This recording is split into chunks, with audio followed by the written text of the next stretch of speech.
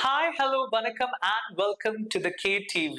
தந்தை மகன் பிரிவா, பாமக பிளவா? இதை அரசியல் சாயல் என்பதா, அரசியல் சாயம் வெளுத்ததா? வன்னியர் சங்கம் என்றே இன்றும் இருக்கிறதா பாமக? 2026 தேர்தல் களத்தை எப்படி சந்திக்கும் பாமக? தொடர்ந்து காணலாம் இந்த தொகுப்பில்.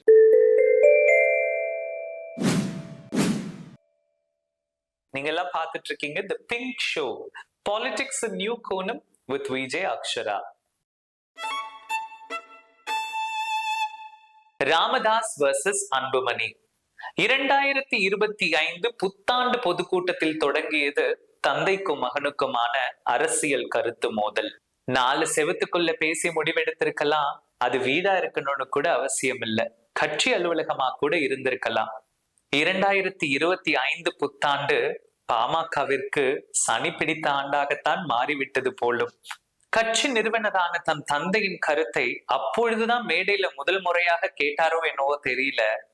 டாக்டர் அன்புமணி ராமதாஸ் அவர்கள் அரசியல் பக்குவம் உள்ளவர் என்று நாம் எல்லாம் நினைத்திருந்தத அந்த எண்ணத்தை அன்னைக்கு தாங்க முதல் முறையாக உடைச்சாரு. அந்த புத்தாண்டு கூட்டத்துல டாக்டர் ராமதாஸ் அவர்கள் தம்முடைய பேரனான முகுந்தன் அவர்களை மாநில இளைஞர் அணி கட்சி தலைவராக சேர்ப்பதற்கு முடிவெடுத்திருந்திருக்கிறாரு. அதைத்தான் அன்னைக்கு அனௌன்ஸும் செஞ்சாரு. அதை பகிர்ந்த உடனேயே டாக்டர் அன்புமணி ராமதாஸ் அவர்களுக்கு அது ஏற்பில்லை என்றாலும் கூட அதை எப்படி அவர் வெளிப்படுத்தி இருக்கலாம் என்பதுலதான், அவர் செய்த முறையில இன்னும் பக்குவம் தெரிஞ்சிருக்கலாம் அப்படிங்கிறது தான் பலருடைய விமர்சனமாகவும், ஏன் அவர்களுடைய கட்சியில் உள்ள தொண்டர்களோட விமர்சனமாகவும் கூட இருந்திருக்கிறதுன்னு சொன்னா அது மிகையாகாது. அன்று சிறியதாக பற்ற ஆரம்பித்த நெருப்பு இன்று பற்றி எரிகிறதுன்னு சொல்லலாம். ஏன் அப்படின்னு பார்த்தோம்னா, எப்படி இந்திய அரசியல் அமைப்பு சட்டம் இருக்கிறதோ அது போல ஒவ்வொரு கட்சிக்குள்ளேயும் எழுதப்பட்ட விதிகள் உண்டு. அந்த மாதிரி பாமகவிலும் எழுதப்பட்ட விதிகள் உண்டு. பாமக கட்சியினுடைய எழுதப்பட்ட சட்ட விதிகள்ல 13ஆம் விதி என்ன சொல்லுது அப்படின்னு பார்த்தோம்னா, பொதுக்குழு மற்றும் செயற்குழு கூட்டங்களுக்கு கட்சியின் நிறுவனரை கண்டிப்பாக அழைக்க வேண்டும். அவர்களுடைய வழிநடத்துதலின் படியே அங்கே செயலாக்க முடிவுகள் எடுக்கப்பட வேண்டும் என்பதுதான் 13ஆம் விதி. அந்த கட்சியினுடைய 15ஆம் விதி என்ன சொல்லுது அப்படின்னு பார்த்தோம்னா, பொதுக்குழுவால் தேர்ந்தெடுக்கப்பட்ட கட்சி தலைவர் யாரோ அவருக்கு என்னென்ன டியூட்டிஸ், அவருடைய கடமைகள் என்னென்ன அப்படின்றத 15ஆம் விதி நமக்கு விவரிக்குது. இந்த 15ஆம் விதி என்ன சொல்லுதுன்னா, கட்சி தலைவர் ஆகியவர் இந்த கூட்டங்களை தலைமை தாங்கி நடத்த வேண்டும். அது மட்டும் இல்லாம கட்சியினுடைய பொருளாதாரத்தை அவர் கண்காணிக்க வேண்டும். கட்சியினுடைய சொத்து ஏதாவது இருக்கு அப்படின்னா அந்த சொத்து மற்றும் வங்கி கணக்குகளை பொது செயலாளர் மற்றும் பொருளாளர் இவர்களோடு சேர்ந்து அதை கவனித்துக் கொள்ள வேண்டும் என்பதுதான் இந்த 15ஆம் விதி. அப்ப நிறுவனருக்கு என்ன பொறுப்புகள், தலைவருக்கு என்ன பொறுப்புகள்ன்றது கட்சியினுடைய அந்த சட்ட திட்டங்களே வரையறுக்கப்பட்டிருக்கிறது. இதை வரையறுத்தவர் ராமதாஸ் என்றாலும் கூட பொதுக்குழுவால் அந்த தீர்மானங்கள் எல்லாமே ஏற்கப்பட்டுதான் இந்த சட்ட திட்டங்கள் வரையறுக்கப்பட்டிருக்கிறது. 1989ஆம் ஆண்டு இந்த கட்சி தொடங்கப்பட்டிருக்கு அப்படின்னா இந்த சட்ட திட்டங்கள் அப்பொழுதிலிருந்து கண்டிப்பாக நிறைய ரிவிஷன்ஸ் இருந்திருக்க கூடும், இருந்திருக்கலாம். அப்படி ரிவிஷன்ஸ் இருக்குன்னா அது எல்லாமே பொதுக்குழுல பேசிதான் தீர்மானங்கள் ஏற்கப்பட்டிருக்கும். அப்படி ஏற்றுக்கொண்ட அந்த ரூல்ஸ், நீங்க என்ன ரூல்ஸ் நான் சொல்றது, ரூல்ஸ் அண்ட் ரெகுலேஷன்ஸ் உங்களுக்கு இருக்கலாம், எங்களுக்கு கிடையாது, இருந்தால் மீறப்படும். விக்ரம் பட ஃபஹத் ஃபாசில் ஸ்டைல்ல ராமதாஸ் இப்போ ஒரு புதிய செயலை செய்திருந்திருக்கிறார்.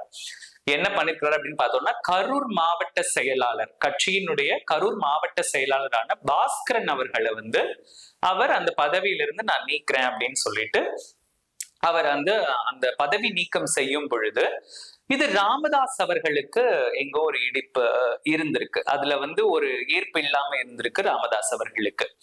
சோ பாஸ்கரன் அவர்களோடு ஒரு சந்திப்பு ராமதாஸ் அவர்களோடு ஏற்பட்டு அந்த சந்திப்புல பாஸ்கரனுக்கு ராமதாஸ் என்ன சொல்லியிருக்கிறாங்கன்னா, கட்சியிலிருந்து ஒரு பொறுப்புல இருந்து யாரை நீக்கணும்னாலும் அது ஒரு பொதுக்குழு மீட்டிங்ல பேசி முடிவெடுக்கப்பட வேண்டிய ஒரு விஷயம்.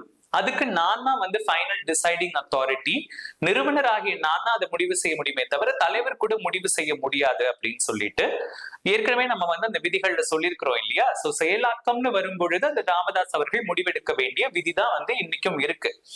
அப்படின்னும் பொழுது அந்த விதியை மீறி வந்து இவர் அந்த விஷயம் செய்யும் பொழுது இன்னைக்கு டாக்டர் ராமதாஸ் ஐயா அவர்கள் என்ன முடிவுக்கு வந்திருக்கிறாங்க அப்படின்னு பார்த்தோம்னா, திட்டத்திட்ட 49 மாவட்ட செயலாளர்களையும் ஒவ்வொரு பிரிவுகள் இருக்கும். இப்போ ஒவ்வொரு கட்சி இருக்குன்னா சட்ட பிரிவு அப்படின்றது ஒரு பிரிவா இருக்கு. அதே மாதிரி வந்து பாத்தீங்கன்னா ஊடக பிரிவு அப்படின்னு சொல்லிட்டு இந்த மாதிரி நிறைய பிரிவுகள் உண்டு. அந்த பிரிவுகளுக்கு தலைவர்கள் உண்டு. அந்த மாதிரி இருந்த சட்ட பிரிவினுடைய தலைவராக நீண்ட காலமாக செயலாற்றிய திரு கே பாலு அவர்களை வந்து அவர்கள் நீக்கி அந்த மாதிரி வந்து அந்த இடத்துக்கு வந்து வழக்கறிஞரான வி கோபு அவர்களை வந்து அப்பாயிண்ட் பண்றாங்க டாக்டர் ராமதாஸ் ஐயா. அதோடு மட்டும் இல்லாம 49 மாவட்ட செயலாளர்கள், 27 தலைவர்கள் வந்து நீக்கம் செய்து அந்த பொறுப்புகளுக்கு வேற ஒருத்தரை நியமிக்க ராமதாஸ் ஐயா அவர்கள் முடிவெடுத்து அனௌன்ஸ் பண்றாங்க. இப்போ என்னன்னா, இது திட்டத்திட்ட வந்து தந்தைக்கும் மகனுக்குமான ஒரு போராகவே இருக்குதுன்னு சொன்னா அது மிகையாகாதுங்க.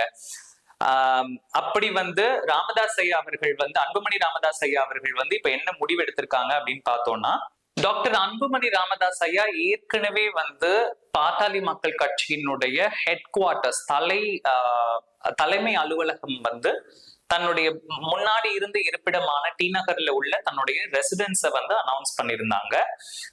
இப்போ வந்து ராமதாஸ் ஐயா அவர்கள் வந்து நானே மீண்டும் தலைமை ஏற்கிறேன்னு சொல்லிட்டு அவங்க தலைமை பொறுப்பை ஏற்றுக்கொண்டாங்க. அதே மாதிரி செயல் தலைவராக மாத்திரமே வந்து அன்புமணி ராமதாஸ் ஐயா அவர்கள் நியமிக்கப்பட்டிருக்கதாக அதிகாரப்பூர்வமான அறிவிப்புகள் இதுவரைக்கும் நமக்கு இருந்தது.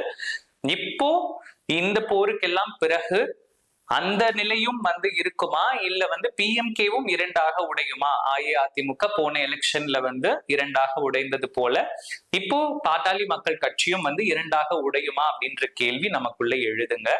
அதுக்கு அவங்கதான் வந்து இருவரும் சேர்ந்து ஒரு நல்ல தீர்மானத்தை கொடுக்கணும். ஏன்னா திட்டத்திட்ட பல தொண்டர்கள் பாட்டாளி மக்கள் கட்சிக்கும் இருக்கிறத நம்ம பார்த்திருக்கிறோம். 2001 எலெக்ஷன்ல கிட்டத்தட்ட 20 தொகுதிகளுக்கு அந்த கட்சியிலிருந்து வந்து எம்எல்ஏக்கள் தேர்ந்தெடுக்கப்பட்டிருக்கிறாங்க நம்மளுடைய மக்களால.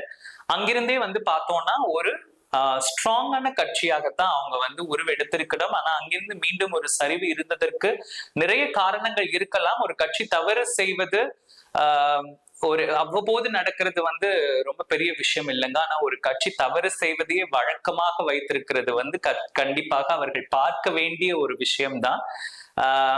அவர்கள் வந்து இதை கருத்தில் கொண்டு மீண்டும் அவங்க வந்து ஒரு நிலை பெறணும். ஏன்னா அவங்க கட்சியில இருக்கக்கூடிய தொண்டர்களும் பாவம் அதுக்காக தான் உழைக்கிறாங்க, அந்த கட்சிக்காக தான் உழைக்கிறாங்க. அந்த கட்சிக்கு ஒரு மிஷன் என்ன, ஒரு விஷன் என்ன, அவங்களோட கோல்ஸ் என்ன, இது வரைக்குமே பாத்தீங்கன்னா ஒரு அலையன்ஸ் மட்டுமே தான் அவங்க டிபெண்ட் பண்ணி இந்த அரசியல் வாழ்க்கையில சர்வைவ் பண்ணிருக்கிறாங்கன்னு சொல்லணும். இப்படி அவங்க டிபெண்ட் பண்ணி இருக்கணும் அப்படின்னாக்கா they could have rather been a one-year சங்கம் than becoming an actual political party தான் என்னோட ஸ்டாண்ட் இருக்கு. நீங்க என்ன நினைக்கிறீங்கன்றத கண்டிப்பாக காமெண்ட்ஸ்ல தெரிவிங்க.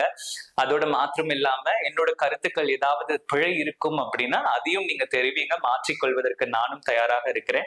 அது மாத்திரம் இல்லாம இந்த பிரைட் மந்த்ல நிறைய இடங்கள்ல நம்ம பாக்குறோம் வந்து இதை செலிப்ரேட் பண்ணும் விதமாக நிறைய கார்பரேட்ஸ் ஆகட்டும் இல்ல மற்ற நிறுவனங்கள் ஆகட்டும் எல்லோருமே ஏதோ ஒரு விஷயம் செஞ்சுட்டு இருக்கிறாங்க. ஆனா ஒரு வாழ்வாதாரமே வந்து கொடுக்கறதுக்கு இந்த முன்னுதாரணமாக என்னை இங்க கூப்பிட்டு உட்கார வச்சு இந்த பிரைட் மந்த்ல இப்படி ஒரு விஷயம் செய்திருக்கக்கூடிய எங்களுடைய இந்த KTVக்கு நீங்க தொடர்ந்து சப்போர்ட் செய்யணும்னு நான் நினைக்கிறேன். இது மாதிரி பல நிறுவனங்கள் இன்னும் பல திருநங்கைகளுக்கு வாய்ப்புகள் கொடுத்து அவங்களுடைய வாழ்வாதாரத்தை முன்னேற்றுவதற்கு ஒரு உதவியாக நீங்க எல்லாம் இருக்கணும் அப்படின்றதோட எனக்கும் நீங்க தொடர்ந்து சப்போர்ட் செய்யணும் அப்படின்ற விஷயத்தோட நான் உங்க எல்லாரையும் கேட்டுக்கிறேன். ரொம்ப ரொம்ப நன்றி நீங்க இவ்வளவு நேரம் இந்த வீடியோவை பார்த்ததற்கு.